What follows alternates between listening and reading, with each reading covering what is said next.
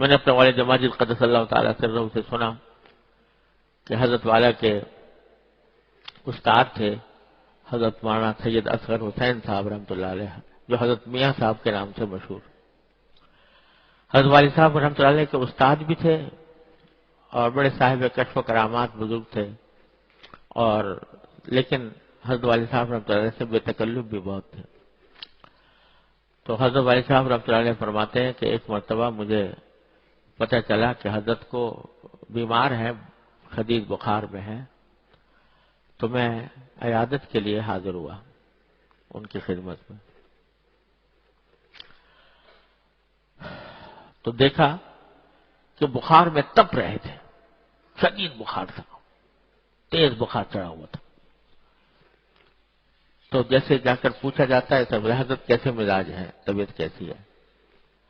فرمایا الحمدللہ اللہ تعالیٰ کا بڑا کرم ہے، الحمدللہ میری آنکھیں ٹھیک کام کر رہی ہیں، میرے کان ٹھیک کام کر رہے ہیں، میری زبان ٹھیک کام کر رہی ہے، اللہ تعالیٰ کا شکر ہے مجھے فلاں بیماری نہیں ہے۔ تو جتنی بیماریاں نہیں تھیں ان کا ذکر کیا کہ الحمدللہ اللہ نے مجھے ان سے محفوظ رکھا ہوا ہے۔ ہاں بھائی تھوڑا سا بخار ہے، دعا کرو اللہ تعالیٰ یہ بھی دور فرما دے۔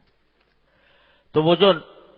بخار کی تکلیف تھی اس کو آخر میں ذکر کیا، اور جتنی تکلیفیں نہیں تھیں اور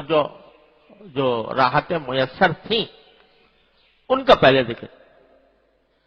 تو جب اللہ کا بندہ کوئی شکر گزار بن جاتا ہے، جب اللہ تبارک و تعالیٰ کی طرف سے شکر گزار بننے کی توفیق ہوتی ہے،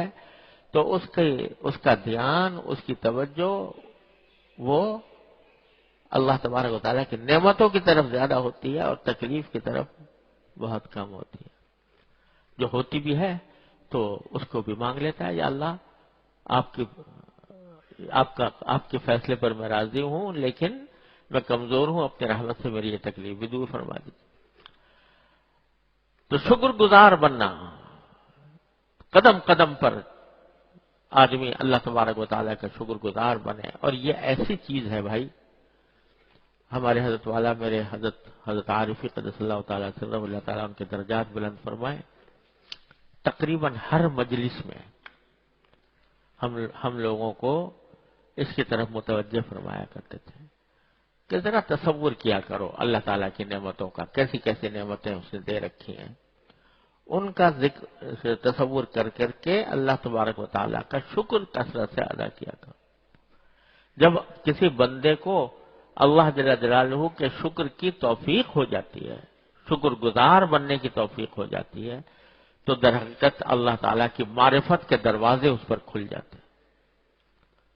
یہ معمولی چیز نہیں ہے اللہ تعالیٰ کا شکر ادا کرنا،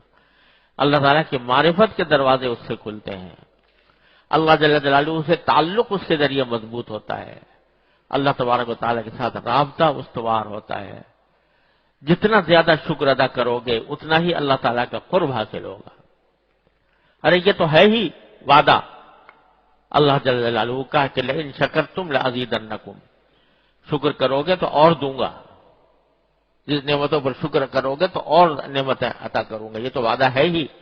وہ ملیں گی انشاءاللہ۔ لیکن سب سے بڑی بات یہ ہے کہ شکر کی کثرت سے بندہ اپنے پروردگار کے قریب قریب قریب قریب ہوتا چلا جاتا ہے، قرب نصیب ہوتا ہے اللہ تبارک و تعالیٰ، اللہ تبارک و تعالیٰ کے ساتھ تعلق مضبوط ہوتا ہے، شیطان سے حفاظت ہوتی ہے۔ شیطان جو ہے نا، اس کا سب سے پہلا حربہ جو ہے بندے کو ناشکرہ بنانا ہے، سب سے پہلا حربہ۔ اور اسی لیے اس نے جب اس کو نکالا جا رہا تھا وہاں سے جنت سے، تو اس نے جو دعوے کیے تھے کہ میں ان بندوں کے اوپر دائیں سے آؤں گا اور بائیں سے آؤں گا اور اوپر سے آؤں گا اور نیچے سے آؤں گا، دائیں سے بائیں سے آگے سے پیچھے سے چاروں طرف سے آؤں گا، یہ اس نے دعوے کیے تھے۔ تو کیا کہا تھا؟ وَلَا تَجِدُ أَكْثَرَهُمْ شَاكِرِينَ، میرے اس حملے کا نتیجہ یہ ہوگا کہ اکثر لوگوں کو آپ شکر گزار نہیں پائیں گے۔ تو ہمارے حضرت فرمایا کرتے تھے اس سے معلوم ہوا کہ شیطان کا حملہ سب سے پہلے یہ ہوتا ہے کہ بندے کو شکر سے ہٹائے، اور شیطان سے حفاظت کا سب سے بڑا راستہ یہ ہے کہ اللہ تعالیٰ کا بندہ شکر گزار بن جائے۔ اس لیے سرکار دو عالم صلی اللہ علیہ وسلم نے یہ دعا تلقین فرمائی کہ میں اے اللہ آپ سے مانگتا ہوں، آپ کی نعمتوں پر شکر مانگتا ہوں، شکر کی توفیق مانگتا ہوں، کیونکہ ہر ایک